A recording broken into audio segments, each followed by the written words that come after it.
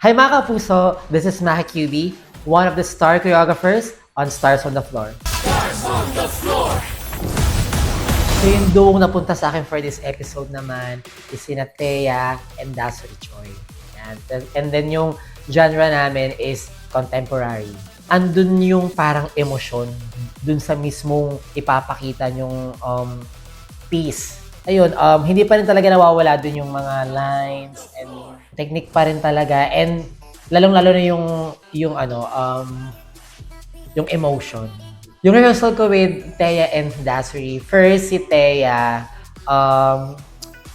yung nahirapan talaga siya. Siya talaga yung hirap na hirap. Kasi syempre alam naman natin na wala siyang background for this genre.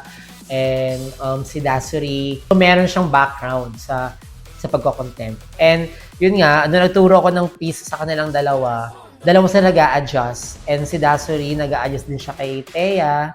And kasi nga, medyo gina-guide niya si Thea for that piece. Actually ako, sa pagtuturo sa kanila, medyo nahirapan. Pero hindi naman yung parang totally na nahirapan talaga. Kasi syempre ako, gagawa ko ng piyesa na yung swak sa kanilang dalawa, yung bagay sa kanilang dalawa. And ayoko lang syempre mahirapan and sila rin. Feeling ko, sakto lang yung parang hirap.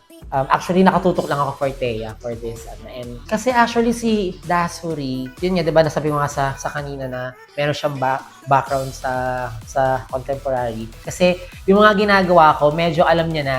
Compared to Thea, syempre si Thea talagang wala talaga siyang wala siyang background for that eh. So, yeah.